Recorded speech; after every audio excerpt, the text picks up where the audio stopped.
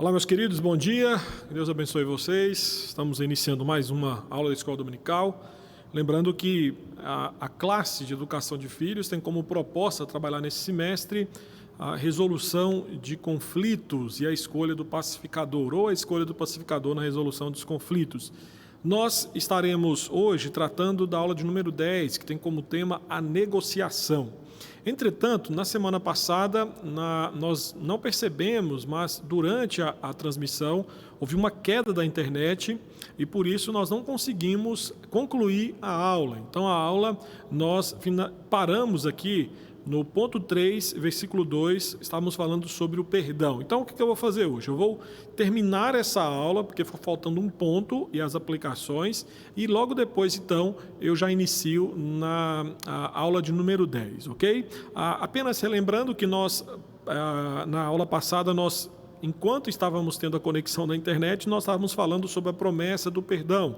Lembre-se que na semana passada nós falamos que quando você diz eu perdoo você, você faz uma promessa baseada em 3 aspectos importantes: que você não vai se lembrar mais da ofensa, que você não vai mais trazer à baila aquela ofensa contra o seu próximo, e você também se coloca na condição de enterrar o pecado, ou seja, você não vai exumar os ossos, você não vai trazer novamente aquele pecado ou aquela ofensa cometida contra você. Nós também falamos, eu não me lembro se falamos antes, conseguimos falar isso antes da queda da internet, mas a ideia de que quando alguém está morto e você se dispõe a retirar aquele corpo, aquele corpo que está enterrado, a deteriorização do corpo. Então, automaticamente há um cheiro ruim.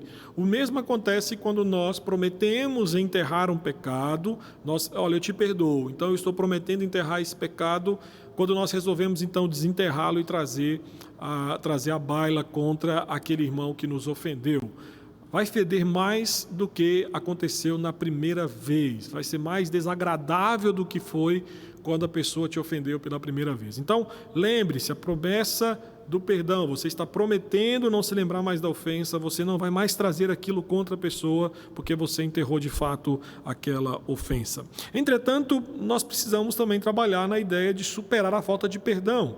Recusar a perdoar, meus queridos, é uma decisão vingativa, é você tomar a vingança em suas próprias mãos. Lembre-se que Romanos, a palavra do Senhor vai nos dizer que a vingança pertence ao Senhor, lá no capítulo de número 12. Mas, pastor, eu entendo que eu errei, eu chego diante do meu cônjuge ou diante da pessoa com quem eu tenho um conflito e resolvo pedir perdão, mas ela não me perdoa. Nós temos que tentar entender aqui, ou até mesmo você entende que a outra pessoa está errada, você, seguindo Mateus 18, 15 a 20, tenta progressivamente levar aquela pessoa ao arrependimento, mas mesmo assim ela não se arrepende. O que nós podemos fazer? Primeiramente, confirme o arrependimento. Em algumas situações, queridos, os problemas que impedem o perdão não são responsabilidade do perdoador, mas do ofensor. Muitos cristãos tomam uma atitude extremamente desleixada quanto ao arrependimento. Em alguns momentos, nós vamos pedir perdão por uma ofensa cometida e nós tentamos nos desculpar dos nossos erros com palavras vazias, com palavras rasas, tentamos arrumar 1001 justificativa para aquele ato cometido. Então, o que nós precisamos entender é que a confissão não é algo tão comum no processo de reconciliação e por isso que, de certa forma, nós acabamos aí minimizando a sua importância. A confissão, como nós já falamos em uma aula todinha sobre isso, é a resposta tanto para problemas interpessoais que acabamos não dando a ela o devido valor como deveríamos dar. Então nós temos que entender, queridos, que precisamos levar a sério o arrependimento quando confessamos os nossos pecados a Deus e ao próximo. Mas a pergunta é, o que se deve fazer se o seu ofensor se recusa a se arrepender de algum pecado? Nós já falamos sobre isso também em uma das aulas anteriores, que se for uma ofensa pequena, uma ofensa que, de certa forma, não ofendeu a pessoa de Deus, não criou problemas no seu relacionamento, não feriu a integridade de ninguém, se é uma ofensa até certo ponto pequena, você fala, olha, realmente é algo que dá para ignorar. ignora. Mas se for grave, como nós já falamos e fizemos distinção nisso em uma das aulas anteriores, você não pode ignorá-lo. E você então tem que abordar essa pessoa de 3 formas. Primeiro, fazer um compromisso para manter uma atitude amigável e misericordiosa com ele, independente do que ele ou ela fizer. Tenha sempre uma postura de perdão, querido. Isso aqui é importante. Uma postura de perdão porque você mostra a mansidão e bondade. Ao mesmo tempo, você vai orar pedindo ao Senhor que o Senhor dirija todos os seus passos de forma bondosa a buscar a reconciliação. Planeje o momento certo para confrontar em amor. Terceiro, solicite uma mediação. Pastor, já tentei de todos os jeitos, já confrontei biblicamente, fui amoroso, fui misericordioso, fui bondoso, mas aquela pessoa não se arrepende. O que eu devo fazer? Você tem que fazer, ou aquela pessoa não me dá o perdão, aquela pessoa diz que não vai me perdoar. O que você deve fazer? Solicite uma mediação, que é o que nós vamos tratar na aula de hoje. Busque algum casal maduro da igreja ou algum líder para se encontrar com você para ajudá-los nesse processo. Renuncie também às atitudes e expectativas pecaminosas. Meus queridos, um dos grandes empecilhos para o perdão são nossas atitudes e expectativas pecaminosas. Olha só, pense assim, que mesmo sendo totalmente perdoado por Deus, sem fazer nada para merecê-lo, muitas vezes, quando nós temos que estender o nosso perdão para com aquele que nos ofendeu, nós não estendemos com a mesma graça perdoadora que recebemos da parte de Deus. Meus irmãos, nós não fizemos nada para merecer o perdão do Senhor. A única coisa que nós entramos, vamos dizer assim, se pudéssemos pensar numa questão de conta, de matemática, no perdão, a única, vamos dizer assim, a única contribuição nossa no perdão são os nossos pecados.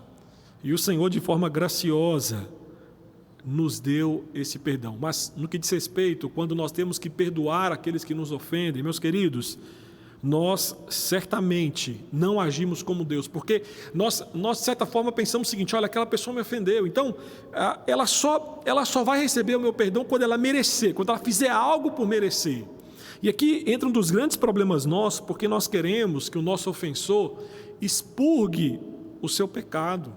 Nós punimos o nosso ofensor, nós dizemos: olha, você adulterou, você me ofendeu com a palavra, você falou mal da minha mãe, você me traiu, então, para que eu possa te perdoar, você tem que mostrar que você merece o meu perdão. Às vezes nós punimos de várias formas as pessoas que nos ofendem, na tentativa de que, olha, se ele me fez sofrer, se ele me machucou, eu só posso perdoá-lo quando também o vê-lo chorando, vendo-o sofrendo da mesma proporção que eu sofri. Meus irmãos, graças a Deus, Deus não nos trata dessa forma. Já pensou se Deus nos tratasse assim no que diz respeito a merecermos o perdão dEle? O que nós poderíamos fazer para merecer o perdão de Deus? Nada, nada. Então, no que diz respeito à oração do Pai Nosso, é aqui que nós temos que entender, quando nós oramos: Senhor, perdoa as nossas dívidas como nós perdoamos aos nossos devedores. Então, meu irmão, se alguém te fez mal e você de fato o perdoou, lembre-se que o perdão é baseado naquela promessa. E naquela promessa de você não trazer mais à tona o que a pessoa fez, está incluído aqui que aquela pessoa, ela não tem que expurgar o pecado, ela não tem que merecer o seu perdão. Não tem. O que não cabe a nós é darmos o perdão que aquela pessoa necessita, porque é isso que o Senhor exige de nós, é por obediência. Então, renuncie às suas atitudes, expectativas pecaminosas, de punir a pessoa, que a pessoa tem que expurgar o pecado dela no que diz respeito à ofensa que cometeu contra você. E terceiro, lembre-se do perdão de Deus. Como eu falei, Deus não impõe condições para o nosso perdão, Ele não exige que façamos algo para merecê-lo, não exige garantias de que no futuro nós não iremos pecar novamente, porque se Deus assim o fizesse, nós estaríamos enrolados, meus queridos. Então, entenda que o que Deus espera de nós é o quê? É uma confissão sincera e arrependida dos nossos pecados. Então, quando alguém nos ofendeu, chegou até nós e falou assim: olha, eu estou arrependido do que eu fiz, eu quero te pedir perdão. Meu irmão, o que cabe a nós é nos lembrarmos de 1 João 9, se confessarmos os nossos pecados, Ele é fiel e justo para nos perdoar os nossos pecados. Então, o segredo para superar os obstáculos ao perdão é seguir o exemplo do próprio perdão de Deus. Nós falamos que é o perdão de Deus que modela a forma que temos que perdoar uns aos outros. Então, em resposta ao amor e perdão de Deus, nós renunciamos às expectativas, às atitudes pecaminosas que nos impedem de perdoar uns aos outros. Então, queridos, nós pensamos em 3 implicações dessa aula. Quanto ao perdão, você precisa se lembrar, é uma promessa. Assim como o Senhor prometeu não se lembrar, ou seja, o Senhor está ativamente trabalhando para não trazer de novo aquela ofensa contra nós. Que nós possamos ativamente nos comprometer a não trazer de novo aquela ofensa que nós perdoamos. É um compromisso. Quando você perdoa alguém, como nós falamos, você assume um compromisso que tem 3 bases. Você não vai mais pensar sobre ofensa. Você não vai mais mencionar e nem usar aquela ofensa contra o seu próximo. E você não vai permitir que aquela ofensa fique entre você e o seu ofensor, prejudicando o seu relacionamento. E por último, o perdão humano é modelado pelo perdão divino. Meus queridos, por que nós temos que perdoar dessa forma e nessa proporção? Lembre-se, quando o Senhor lá em Lucas 17 foi questionado pelos apóstolos, Senhor, mas quantas vezes temos que perdoar? E Jesus lhe disse, 70 vezes 7.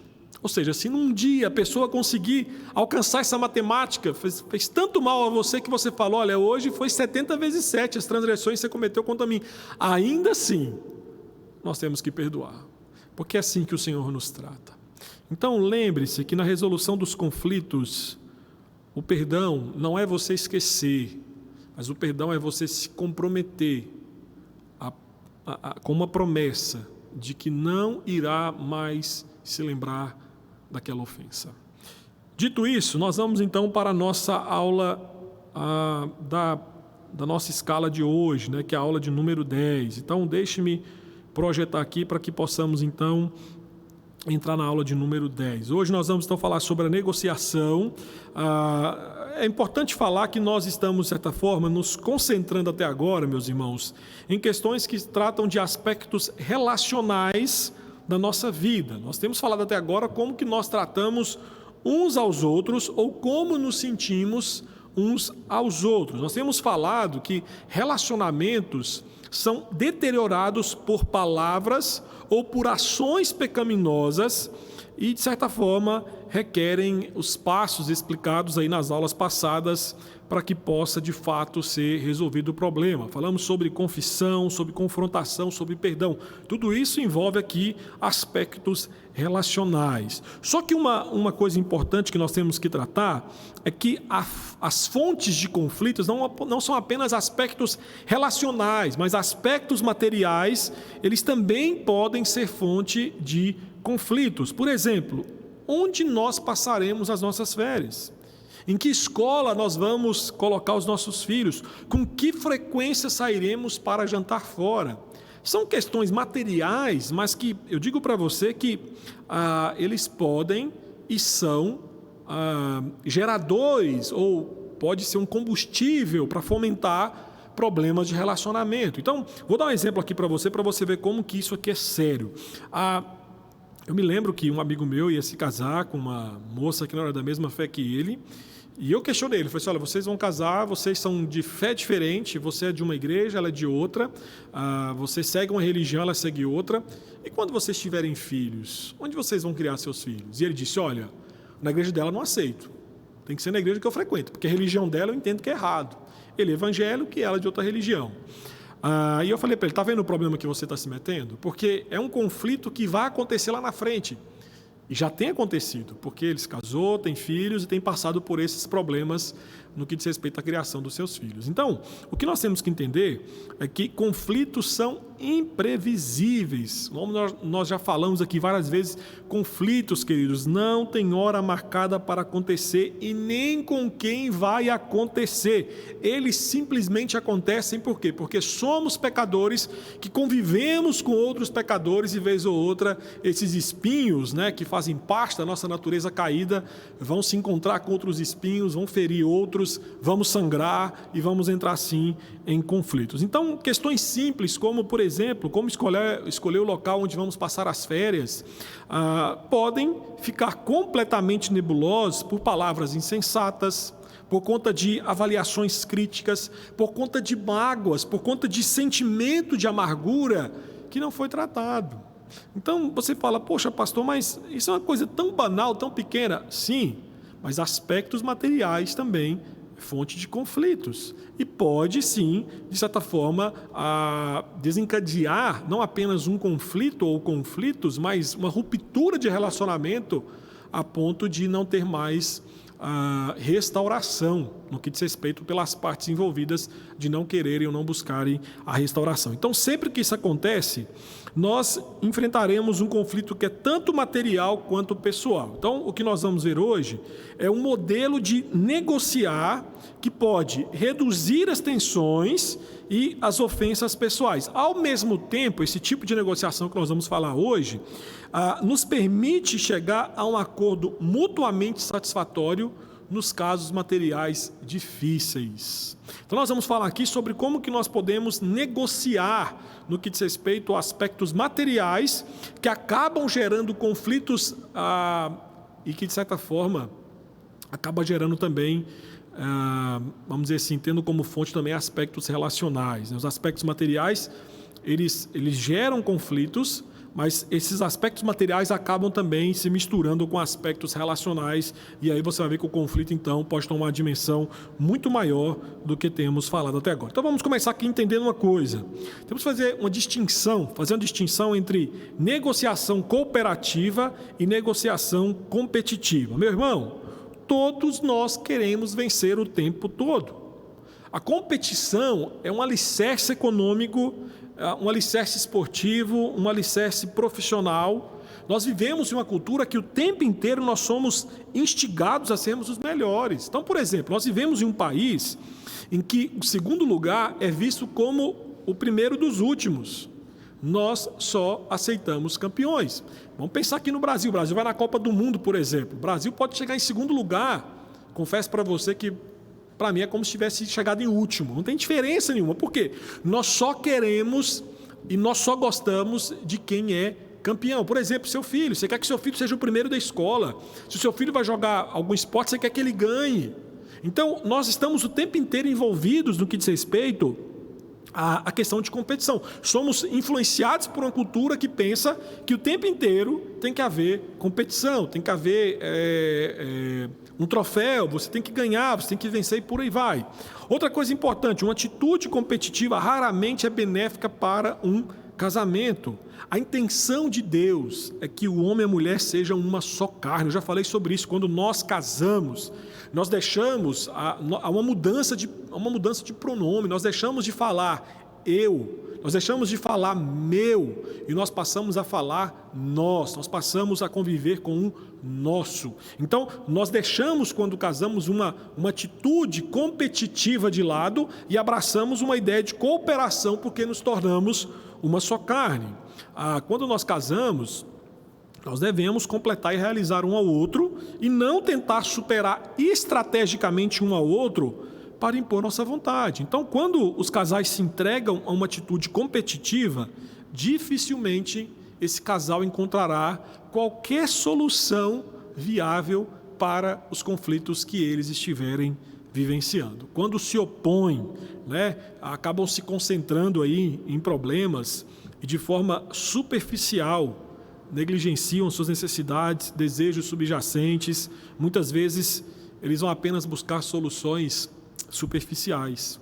Então, entenda que a Bíblia se opõe ao método competitivo no que diz respeito à negociação dos nossos conflitos. O texto aí de Filipenses 2, 3 a 4 fala: nada façais por partidarismo ou vanglória, mas por humildade, considerando cada um os outros superiores a si mesmo. Aí o versículo 4: não tenha cada um em vista o que é propriamente seu, senão também cada qual o que é dos outros. Então, a Bíblia deixa muito claro que devemos estar interessados nas necessidades dos outros, enquanto cuidamos dos nossos próprios interesses. Mateus 7,12 fala sobre isso, Mateus 22,19, 1 Coríntios 13,5 fala sobre essa ideia de que a Bíblia fala: olha, você tem que estar interessado nas necessidades dos outros, enquanto você busca os seus próprios interesses. Ou seja, eu não vou buscar os meus interesses diminuindo os interesses do próximo. Eu não posso pensar egoisticamente apenas nos meus interesses, dizendo: olha, eu vou viver uma relação umbilical, eu olho primeiro para os meus desejos, para os meus interesses, e depois, se sobrar tempo, eu penso nos dos outros. Não é isso que a Bíblia está falando. A Bíblia está dizendo que não é errado você pensar nos seus interesses, mas desde que você não pense neles de forma egoísta e por pura vaidade.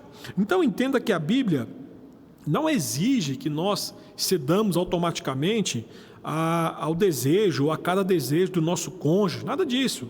Filipenses 2, versículo 4, ensina sim que nós podemos legitimamente buscar os nossos próprios interesses enquanto consideramos os interesses dos outros. Mas quando nos preocupamos, quando nós nos preocupamos aí por nossos interesses, ou quando nós buscamos nossos interesses, nós não deveríamos fazê-lo por ambição egoísta ou por vaidade, mas com espírito de humildade que demonstra respeito pelos interesses do próximo. Então, em outras palavras, Deus quer que pensemos em cooperar uns com os outros e não competir. A ideia bíblica é que possamos olhar para o outro como alguém que vai se juntar a nós, e aqui pensando em casamento, pensando em relacionamento com o filho, é olhar o seguinte: meu filho não é meu inimigo, meu filho é meu parceiro, no que diz respeito a construir um lar. Cada um tem sua responsabilidade.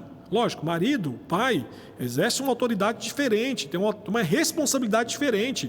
Mas o que diz respeito à cooperação, uma construção de um lar, se o pai começar a enxergar o filho como inimigo, se a mãe enxergar a filha como uma inimiga, se o marido enxergar a esposa como uma adversária, meu irmão, esse lar não vai durar um dia.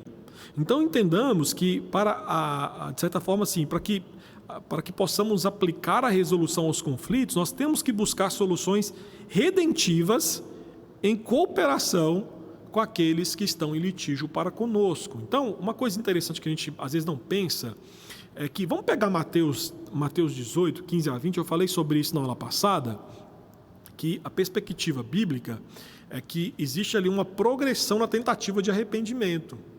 Então perceba que primeiro você confronta a pessoa sozinha, a pessoa não se arrependeu. Aí existe a cooperação, você procura um outro irmão, esse irmão se junta com você e você vai até o ofensor. Meu irmão, você errou, você precisa confessar seu pecado, você precisa se arrepender, mesmo assim ele não aceita. Então olha só, a cooperação de dois. Aí a Bíblia fala o seguinte: olha, se mesmo assim ele não se arrependeu, procura a igreja. Então a igreja, olha só, a comunidade, nós estamos cooperando uns com os outros para chegar naquele irmão que ofendeu, aquele irmão que pecou, para tentar trazê-lo ao arrependimento. Então, a Bíblia nos ajuda nisso. Outro ponto interessante: quando você se dispõe a confrontar um irmão e você vai até ele, você não está indo para criar inimizade com ele, você está indo para cooperar com a sua restauração.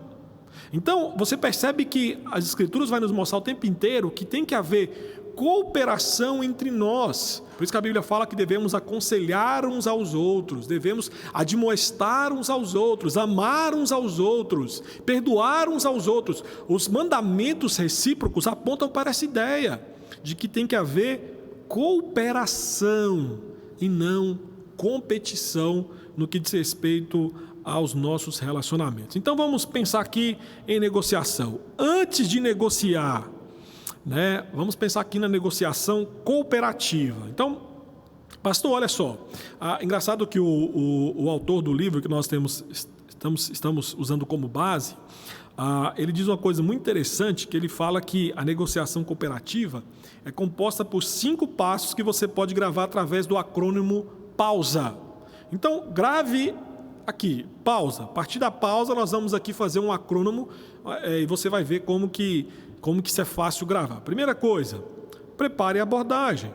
Lembra que quando nós falamos aqui da aula, a estrutura bíblica do pacificador, nós mostramos quais são os pilares que fazem parte da estrutura de um pacificador?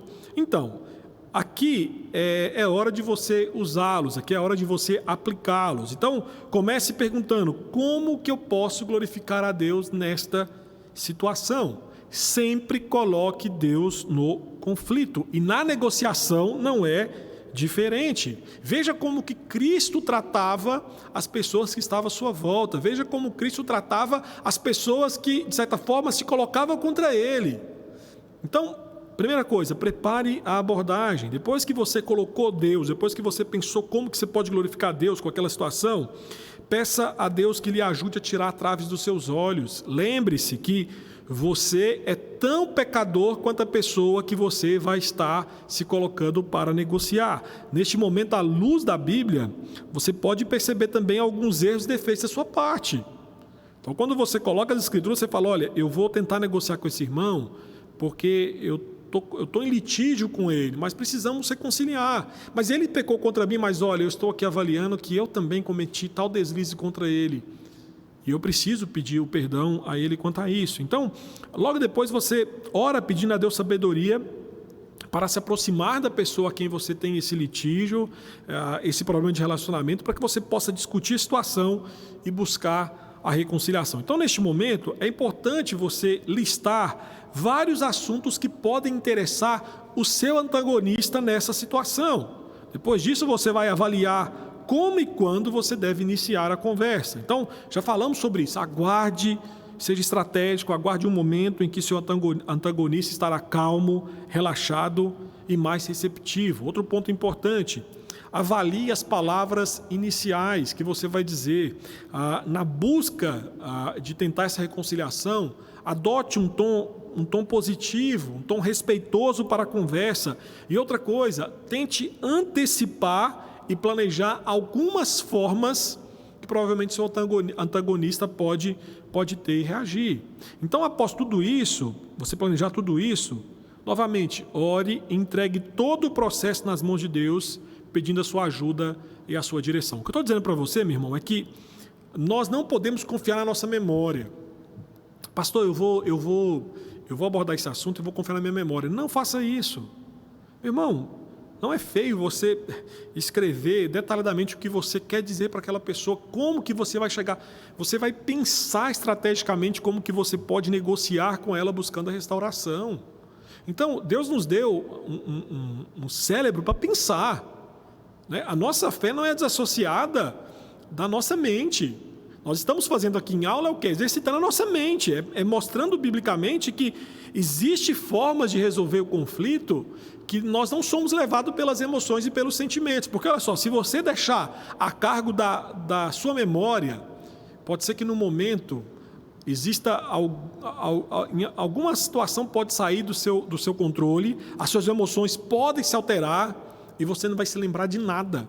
Então, com um roteirinho bem escrito, né, com a pauta bem detalhada do que você vai dizer: olha, se ele gritar comigo, o que eu faço na hora? Não deixe para você pensar o que vai fazer na hora que o grito acontecer. Tente prever como que você vai reagir se ele gritar com você, ou se ela gritar com você.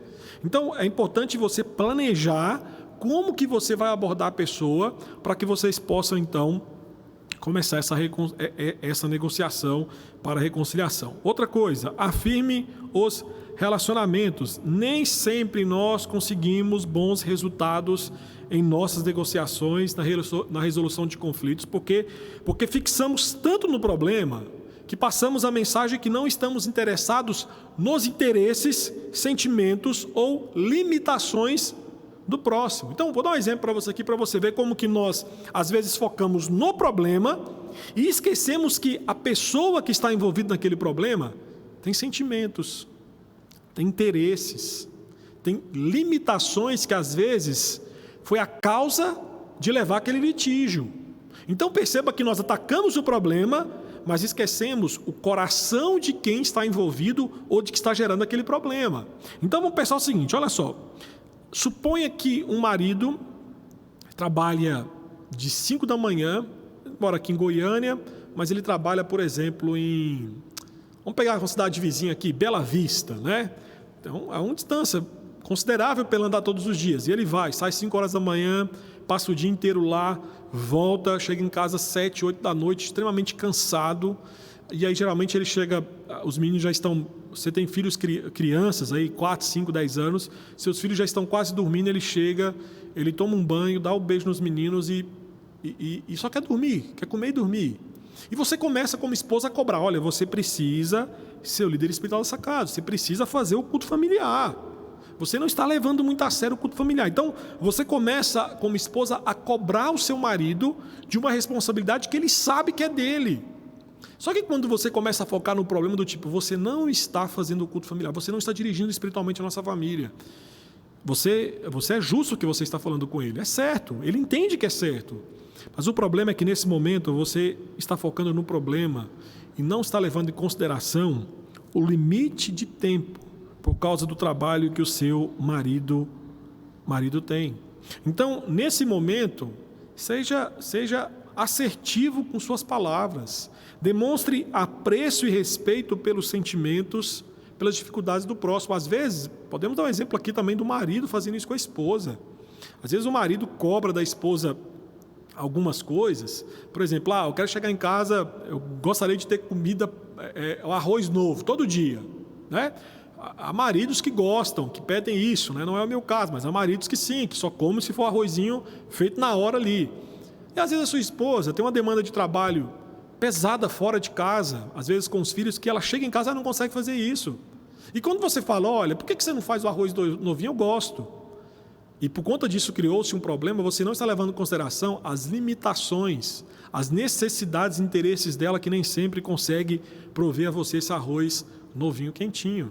Então, nós temos que ser assertivo com as palavras, afirmar os relacionamentos, entender que existem interesses, sentimentos, limitações na outra parte, que às vezes é isso que tem gerado aquele problema entre nós. Outro ponto importante, o uso de entendimento para entender os interesses. Nós, quando estamos negociando, nós temos que entender 3 coisas: questões, posições e interesses. Uma questão é uma pergunta concreta que tem que ser abordada para chegar num acordo. Essa é a questão.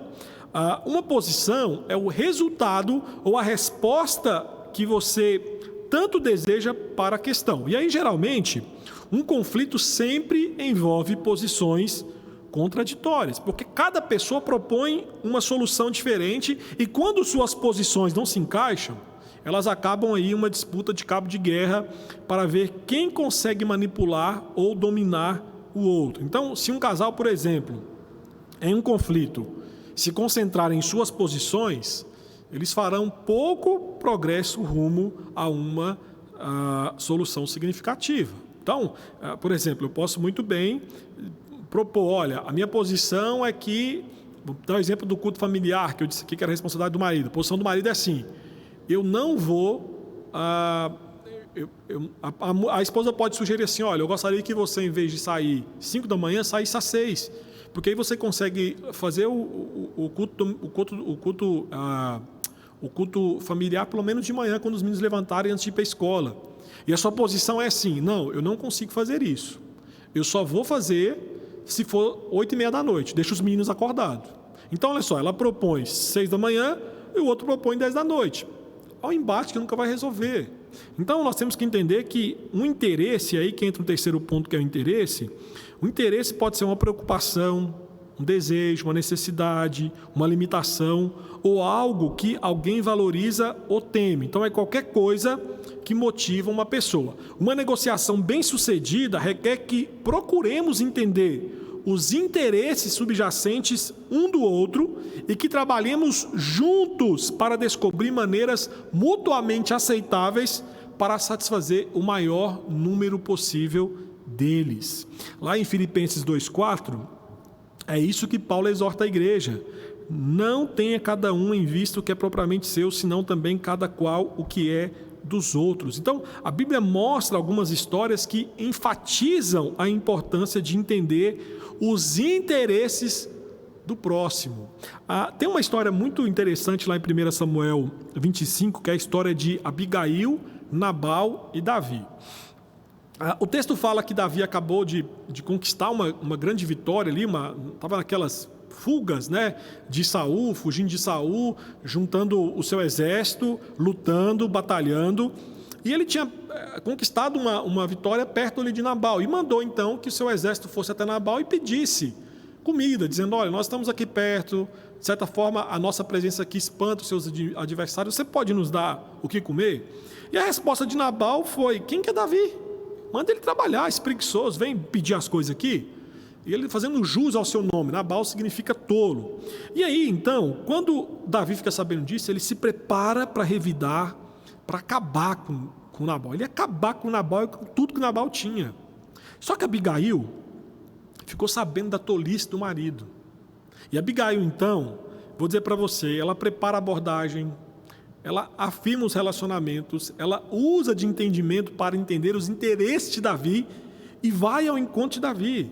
E aí Abigail, por meio de um apelo inteligente, ela é astuta e diplomática, ela lembra Davi de seus interesses. Davi, pensa bem, Davi, você é um homem segundo o coração de Deus, você foi chamado por Deus para ser muito mais do que um homem que vai matar uma família inteira por conta da tolice de Nabal. Você foi um homem que foi escolhido por Deus para ser rei de Israel. E Davi falou: rapaz, essa mulher tem razão. E Davi, mesmo com 400 homens armados, baixou a espada. Então, veja como que Abigail, nessa negociação, ela usou de entendimento para entender os interesses de Davi e trabalhou nesse interesse para resolver o conflito. Quando nós lemos Eclesiastes 9,16, é basicamente o que Abigail fez: melhor a sabedoria do que a força. Abigail ilustra o princípio-chave da negociação cooperativa. Quanto mais você entender os interesses do seu cônjuge, os interesses do seu próximo, mais persuasivo e eficaz você será na negociação de um acordo para resolver um conflito. Vamos para a letra S, então, né? Solucionar com criatividade. Nessa parte aqui, nós podemos chamar esse momento de brainstorm. O que é um brainstorm? É uma técnica de discussão muito usada no mundo corporativo. É quando você reúne um grupo e nesse grupo, todas as ideias espontâneas que são jogadas ali, elas são anotadas num quadro, são anotadas num papel, ou seja, todas as ideias dos participantes são válidas. Então, quando se faz o brainstorm, a ideia é o propósito por trás é você levantar ideias para solucionar um problema ou para criar uma oportunidade de negócio, certo? Os conflituosos devem concordar em considerar qualquer ideia que venha à mente. Então, por exemplo, eu estou com um problema com a minha esposa e nós sentamos então para resolver esse problema. Resolvemos negociar para tentar resolver esse problema que está havendo entre nós. Vamos solucionar esse problema. Então, nós começamos ali a dar ideias. Eu dei a ideia aqui, por exemplo, do marido que levantava às 5 da manhã para trabalhar e a esposa queria que ele fizesse o culto doméstico quando ele voltasse. Os dois podem sentar para discutir isso. Então, nesse momento, eles vão começar a dar ideia. Ela pode falar: amor, você não consegue fazer pelo Zoom isso? Você não consegue chegar às 7h30, sair, sei lá, entrar mais cedo, sair mais cedo? Então, eles vão começar, nesse momento, a levantar ideias. E nenhuma sugestão nessa etapa está errada, tá? Então, também aqui não há uma solução para o problema. Está se discutindo ideias para chegar à solução. Então, evite, nesse momento, avaliar a eficácia de qualquer ideia. Isso aí vem depois. Então, durante essa fase aqui, você simplesmente vai juntar o maior número de ideias possíveis sem criticá-las. E aqui é um ponto importante, né? Às vezes nós vamos na resolução de problemas com o nosso próximo e aí nós começamos a pensar em soluções, a outra parte critica. Eu estava vendo um programa ontem. E aí o rapaz entrevistado estava dizendo que ele trabalhou num programa de humor muito conhecido aí no passado, e ele contando que as reuniões de terça-feira era o dia do brainstorm, o dia que eles se reuniam para discutir a pauta. E ele falou que o chefe deles era um carrasco, né? E ele dizia: tinha dia que a gente dava uma ideia, naquele momento o chefe falava assim: mas que ideia mais... a expressão que ele usava é a ideia idiota. essa ideia não vende, essa ideia não vai dar audiência. Onde é que você tirou essa ideia? Então ele falou assim, olha, a gente tinha medo de dar alguma ideia, por quê? Quando nós jogávamos a ideia, automaticamente o nosso diretor já massacrava a gente ali, então a gente ficava calado. Então, nesse processo, nós temos que entender que nós não estamos criticando as ideias, nós estamos levantando ideias para depois ver quais são aquelas que são úteis, que dá para utilizar na resolução do conflito. Então, nesse processo, você também pode incluir obstáculos que contribuíram para o problema acontecer no passado. Então, alguns dos nossos hábitos diários, né, que impedem a solução de problemas, nessa hora é hora de você também dividir responsabilidades. Por exemplo, olha, eu vou fazer isso e você vai fazer aquilo.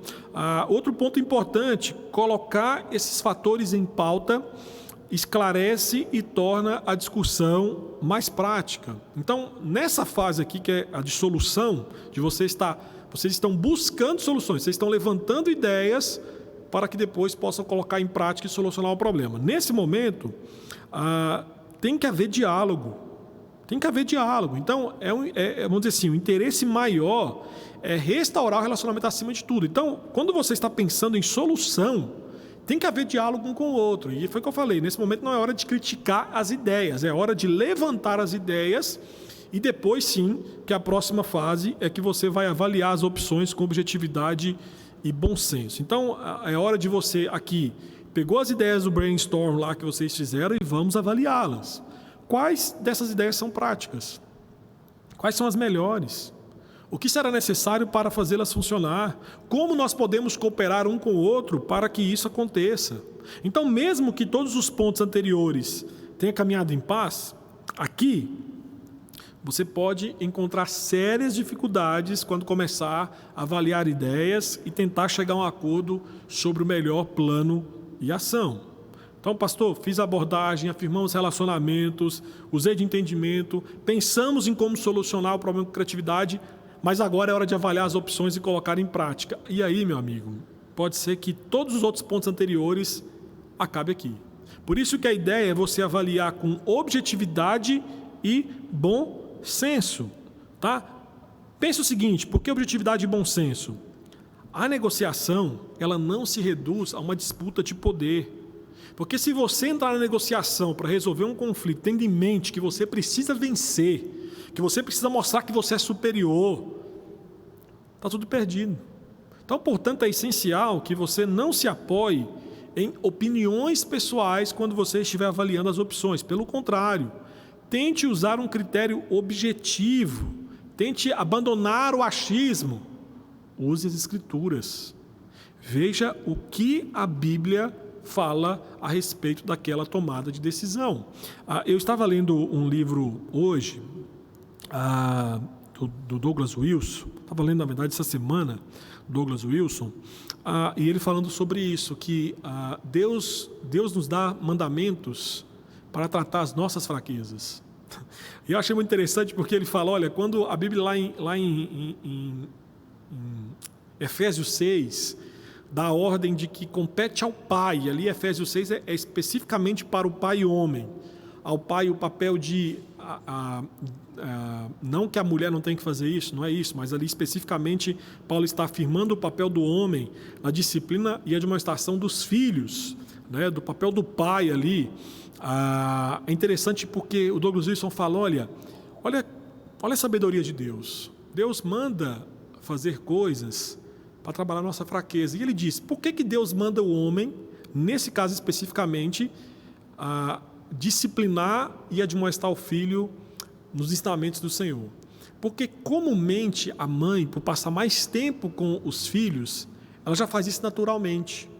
E nós homens temos a tendência de pensar que isso não é responsabilidade nossa, responsabilidade da mulher. Então, quando existe a ordem de Deus do tipo, olha, você precisa criar o seu filho na disciplina de administração do Senhor, nós não temos opção, nós temos que cumprir. Então, olha só, por conta de uma fraqueza nossa é que existe a ordem de fazer. Então, nós fazemos porque o Senhor está nos mandando. Então, entenda, compreenda que nesse momento você vai abandonar o seu achismo. Eu acho que... Não, você não acha. O que a Bíblia diz que você vai fazer, você tem que fazer. Pronto. Então, enquanto você buscar as melhores soluções, tente discernir e ressaltar como os planos de ação diferentes irão beneficiar seu cônjuge, sua família e outras pessoas na sua vida. Se esses benefícios não são imediatamente perceptíveis, você deve buscar maneiras de testar as possíveis soluções para ver se realmente são cabíveis e benéficos. Meus queridos, vamos passar aqui para as implicações. Quanto à negociação, você tem que refletir em 3 coisas. Primeiro, você tem procurado resolver seus conflitos em cooperação ou é cada um por si? Tinha uma música aí antiga, né, que era cada um no seu quadrado. Negociação não existe isso. Não é cada um em seu quadrado, não. Nós temos que estar juntos no mesmo quadrado. São 2 pessoas que entendem que existe o conflito e estamos buscando a restauração. Então, você não pode procurar resolver os conflitos cada um por si. É em cooperação um para com o outro. Segundo ponto de aplicação. Você tem colocado Deus na resolução e negociação dos seus conflitos? Irmão, eu não canso de dizer, e assim eu penso, que um dos grandes problemas nosso é a suficiência da palavra do Senhor. Eu sei que você que me assiste, você que me ouve, você não tem problema com a inerrância, com a infalibilidade da palavra do Senhor. Se eu te perguntar, você crê na Bíblia como palavra de Deus? Você vai falar, eu creio. Pastor, lógico que sim. Mas nós não cremos na suficiência dela para resolver os nossos problemas. Vou lhe perguntar, qual foi a última vez que você buscou em Deus as diretrizes para resolver seu último conflito? Qual foi a última vez que você consultou Deus, por exemplo, para trocar de emprego? Qual foi a última vez que você buscou a direção do Senhor para saber se você deve ou não se casar com a pessoa que você casou, a pessoa que você vai namorar, se você deve ou não participar daquele ministério da igreja? Qual foi a última vez que você consultou Deus para coisas pequenas ou grandes da sua vida? Então entenda que nós não podemos resolver os nossos problemas, nós não podemos entrar em negociação com antagonistas, com pessoas que estão em conflito conosco, se não colocarmos Deus na frente. Deus é o mais interessado na restauração dos nossos relacionamentos quebrados. Ele é um Deus de restauração, Ele é um Deus de reconstrução, Ele é um Deus de renovo, Ele é um Deus que muda todas as coisas. E por último, você tem procurado esvaziar seus interesses egoístas em prol da unidade de seus relacionamentos? Nós já falamos sobre isso, volto a enfatizar. O problema da quebra dos nossos relacionamentos tem parcela de culpa em nós. Irmãos, nós somos maus, nós somos egoístas, nós somos interesseiros. Nós muitas vezes não queremos cooperar com a reconciliação porque nós, de forma egoísta, de forma antibíblica, de forma maldosa, de forma pecaminosa, nós não queremos seguir os princípios bíblicos que diz respeito a perdoar. Nós queremos punir, nós queremos ver a pessoa que nos fez chorar, que ela também chore. Então, entenda, nós temos que esvaziar o nosso coração de interesses egoístas. Nós temos que deixar de lado essa ideia de competição e pensar mais em cooperação. Que Deus nos ajude, meus queridos, a viver essas realidades que o Senhor tem nos ensinado nessas aulas. E na próxima semana nós começamos a trabalhar um pouco mais prático e nós vamos falar sobre como que você pode fazer os seus filhos se tornarem pacificadores. Vamos orar, vamos falar com Deus e assim terminamos a nossa aula de hoje.